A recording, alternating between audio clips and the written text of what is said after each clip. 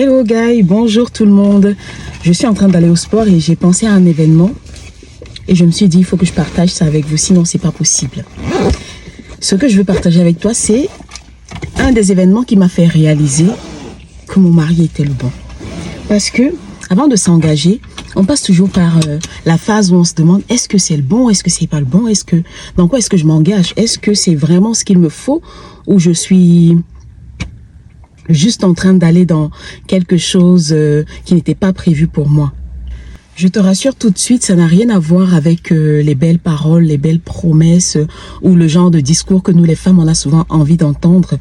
Et lorsqu'on les entend, on se dit juste « Oh my God, où est-ce que je suis? Dans quoi est-ce que je suis ?» En fait, cet événement, c'est le jour où je lui ai posé une question. The question.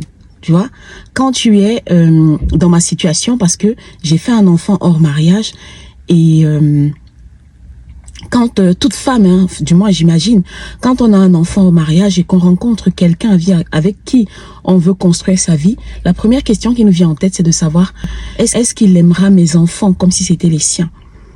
Et justement, j'avais cette question-là et je m'étais promis que jamais je ne me mettrais avec quelqu'un qui ne serait pas capable d'aimer mon enfant comme si c'était le sien. Donc du coup, cette question, je l'avais à cœur et il fallait que je la pose.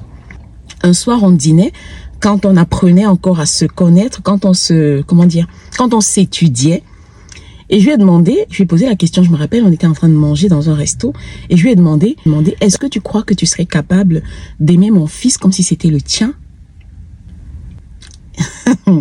Bien aimé, je te promets que ce jour-là, comme toutes les femmes, j'imagine, j'avais prévu 2 réponses. La première que j'avais prévue et que j'espérais qu'il me dise, c'était « Bien sûr, puisque je t'aime, je dois aimer ton enfant, c'est naturel. » Voilà la question que j'avais souhaité entendre. Et j'avais quand même prévu l'option 2. Je m'étais dit peut-être qu'il va me dire non. Et s'il me dit non, ça veut dire que c'est stop, on n'en parle plus, quoi. Parce que pour moi, c'était si je ne me mettrais pas avec quelqu'un qui ne serait pas capable d'aimer et d'accepter mon enfant comme il se doit. Donc voilà les 2 réponses que j'attendais. J'attendais soit un oui, soit un non. Et j'ai posé cette question, je l'ai observée parce que je suis quelqu'un qui observe énormément, parce qu'il fallait que non seulement j'écoute sa réponse et que j'observe son expression. Parce que dans les réponses aussi, il y a des oui qui sont mensongers et il y a des non qui sont un petit peu comme ça. Donc, je regardais l'expression. Et là, la réponse qu'il m'a donnée, tu n'es pas prêt. Je rappelle la question, hein, c'est est-ce que tu serais capable d'aimer mon enfant comme si c'était le tien? Et je te dis, bien aimé, la réponse qu'il m'a envoyée, tu n'es pas prêt. Il m'a dit, avant de répondre, hein, il m'a regardé, il était comme juste désolé. Il avait cette expression-là de genre, je suis désolé, genre, tu vois, il était un petit peu,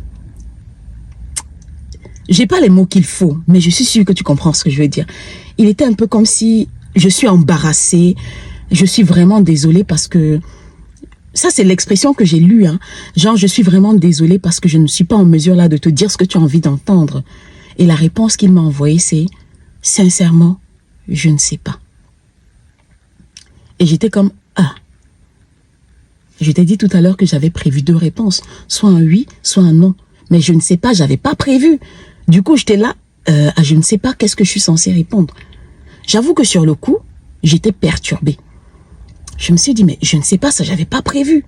Qu'est-ce que je réponds à ça? Du coup, ça a mis fin au sujet parce que, tu sais, quand tu as préparé un truc, tu as préparé quoi envoyer par rapport à une certaine réponse. Je t'avoue que, après, si c'était avec mon expérience d'aujourd'hui, j'aurais peut-être su quoi placer. Mais il y a plus de 10 ans, donc j'étais juste là et je ne savais pas quoi dire. J'ai dit, j'ai besoin de réfléchir. Ça, je me suis dit en tête, j'ai besoin de réfléchir. Et quand je suis rentrée, ça m'a tellement travaillé. Je me suis dit, mais mon Dieu, c'est quoi cette réponse? Et j'ai entendu au plus profond de moi une réponse, je suis sûre que ça venait de l'Éternel qui me dit, mais qu'est-ce que tu recherches au fait? On ne pouvait pas répondre mieux. Ça, c'est la réponse du siècle. Parce que une telle réponse, ça présente tellement de paramètres. Ça présente la maturité du gars. Ça présente sa sagesse. ça présente son honnêteté. L'honnêteté face aux questions qui peuvent être déstabilisantes et qui peuvent être embarrassantes. Donc, malgré l'embarras de la situation, malgré le sérieux, malgré l'enjeu, il a choisi d'être honnête. Il a répondu « Je ne sais pas ». Parce que je ne sais pas, il n'y a pas autre vérité, à part la réponse « Je ne sais pas ».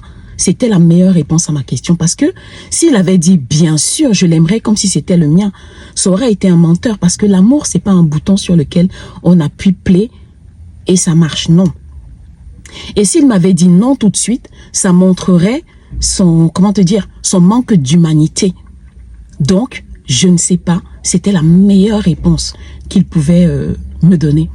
Et il m'a fallu quand même quelques heures, voire je pense 2-3 jours pour réaliser que c'était la meilleure réponse qu'il avait à me fournir en fait. Et je me suis dit, mince, quelqu'un comme ça, j'en avais jamais rencontré de toute ma vie. Donc bien aimé, ceci pour te dire que quand tu es face à quelqu'un, ne cherche pas à ce qu'il te dise ce que tu as envie d'entendre. Cherche la sincérité. Cherche, des fois il y a des petites fragilités, mais qui définissent tellement la personne et qui montrent à quel point la personne est sincère, sincère dans les petites choses. Et cette sincérité dans les petites choses te démontre à quel point il sera sincère dans les choses sérieuses et d'enjeux plus importants pour votre relation, pour votre avenir. Donc j'avais envie de partager ça avec toi et j'espère que mon expérience t'apportera des réponses aux questions que tu te poses peut-être ou aux questions que tu auras à te poser à l'avenir face au comportement d'un de tes prétendants. Ce que je partage ici, je me le dis à moi, mais aussi à toi. Je le dis à nous pour la gloire de Dieu. En attendant, portez-vous bien.